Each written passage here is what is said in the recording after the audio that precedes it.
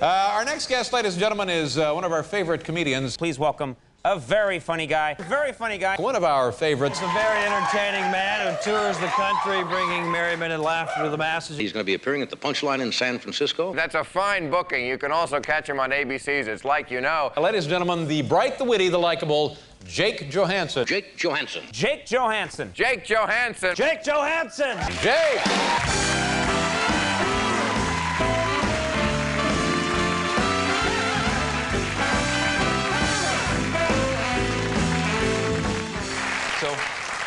So I don't know. I'm going to vote. You gotta vote. Even though a lot of times I don't feel like my booth is hooked up to anything. Do you get that sensation? I'm in there voting my ass off, you know, and I got nothing.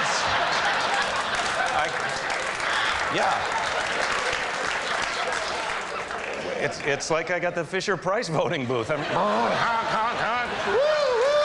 I'm elected the president. I'll be out in a minute. That's what I like about the cat. She has her own agenda. Even when I'm talking to her, I know she's working on it. You know, I'll be telling her, don't scratch the couch. I know she's thinking, where are your black pants?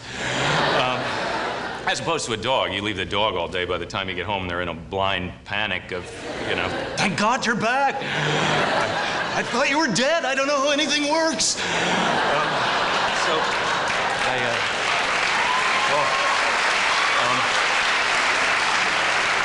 Because I have friends in New York City that they found a parrot on their fire escape, and so they took it home and kept it, because in New York City, if you find something that no one is holding on to, that it belongs to you.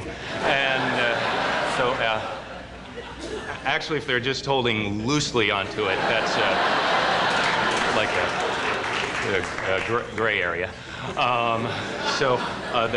They take it home, they take the bird home, and it turns out it talks already, and it says, hello, I love you, want a beer, and get in there, get in there, get in there!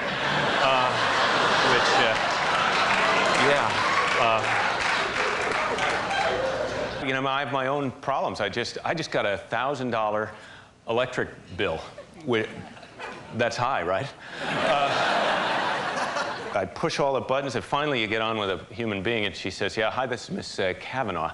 May I help you? And I said, yeah, I think I have a $1,000 bill, and there must be a mistake, you know. I'm just one guy. It's 1,000. And she says, well, how many refrigerators do you have?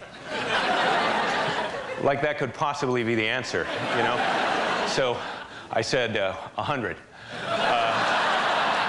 I have 100 refrigerators, and they're all open. That's how I cool my house. I have 100 open refrigerators, and then if it gets too cold, I start turning on blow dryers. And so, of course, her job is to deal with the public, right? So her sense of humor is like a dried up, blackened husk. And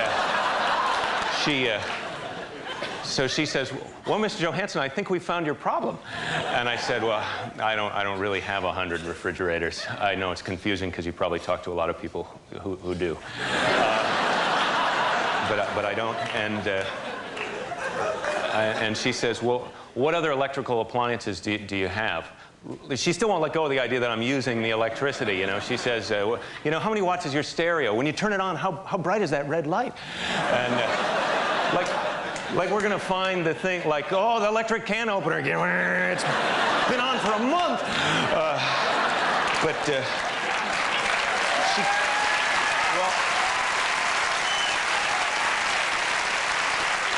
Anyway, she's a vegetarian, and so she wants me to be a vegetarian, because that's how they are.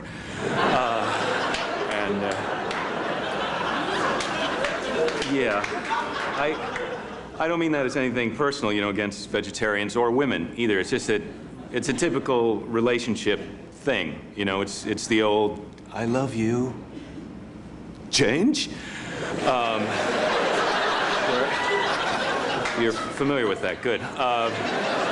If there was a guy who was just like me, who was a vegetarian, I'd be screwed. I'd have to kill him and eat him, really. What's stopping me, you know? Yeah, because, well, when you think about it, that's the competitive advantage I have over a guy like that, is I can eat him, he can't eat me. I've been a little bit worried. We, as a planet, Earth, anybody?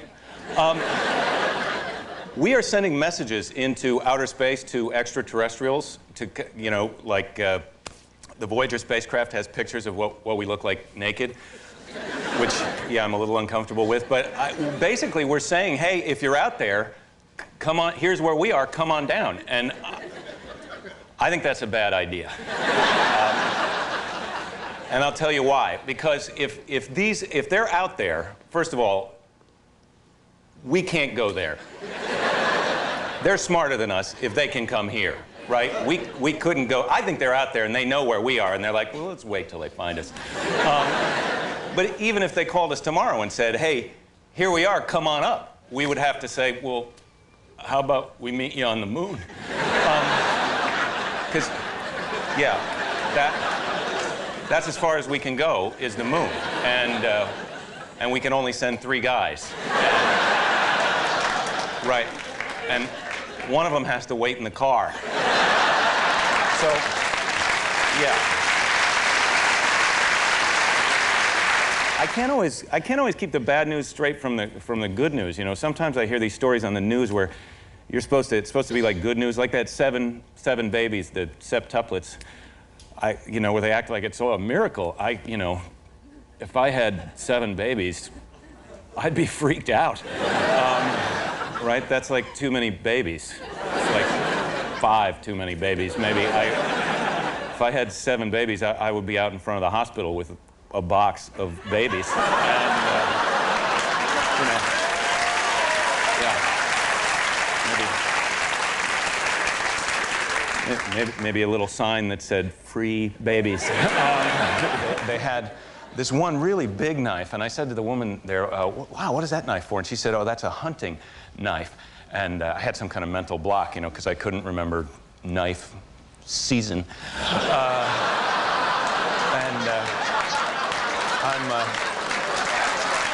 Yeah.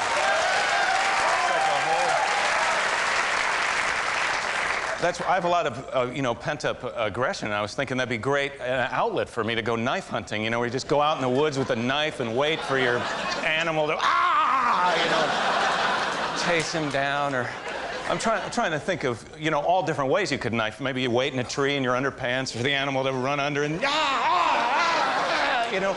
And even if you don't get anything, you have fun.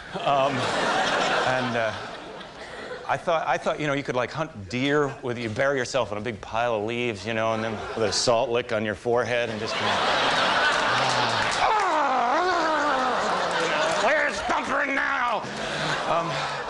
I'm okay with the flying, but you know, I get in the habit, if I fly a lot, which I do, of ignoring that safety speech, which, you know, they always want you to pay attention. Never listen, right. I don't, you know, I read my magazine, and then now they've even said, you know, you should put down your magazine, so I'll watch it. I always look at the, you know, the exit. I look at the exit, you know, oh, I'll push that guy down, and then I'm out. Or I try and spot a baby between me and the exit, save the baby, that looks good afterwards, yeah. I saved the baby. But they say this thing in that safety speech that I had never really caught until this last flight, where they say, if you are seated in an exit row and you are unwilling or unable to perform those duties, ring your bell and we'll reseat you. Right. Does that bother you? Unwilling? Now, who is the jerk that is unwilling to open the door of the burning jet and let us out? You know? I have to ask that question. Yeah. So not only does it bother me that guy exists, I didn't even think he existed. I didn't think there was a person like that, you know? But they know he's there. They wrote him into the speech. They know he's out there. And not only that, they know he operates on some kind of honor code. Where if you call him out on it, he has to No, you got me. Right. Yeah. Exactly. Very funny. Good stuff. My friend brought her dog home the other day with that plastic cone. You ever seen the dog when he comes home with that cone? They always kind of look at you like, what happened? And, you don't know.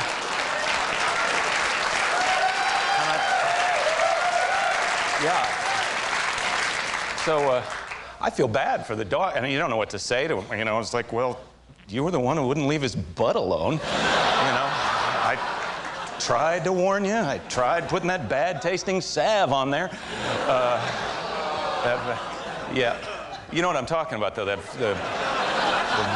that stuff the vet gives you all the time. I don't even think that's for the dog. I think it's like a practical joke the vet has on you. You know, he's like, yeah, just put this right on his butt, you know. All right. Yeah. And it's always, you know what I'm talking about, right? Where it's not really, it's like when the dog has an operation and you don't want him to chew on the stitches, so the vet gives you this stuff to put on there so the dog won't chew the stitches because it's supposed to taste bad to the dog. He's already licking his butt. You know? Right.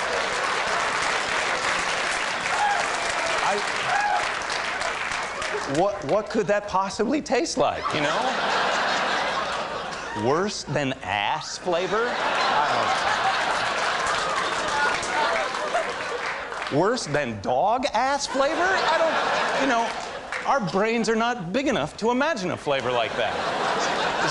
No matter how bad it is, the dog has to be thinking, well, you can still kind of taste the ass through it a little bit. It's not that bad. You know what? I like it.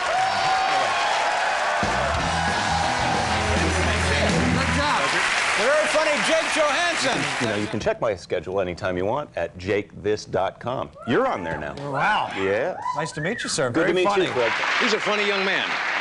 I like his style, Jake Johannsen.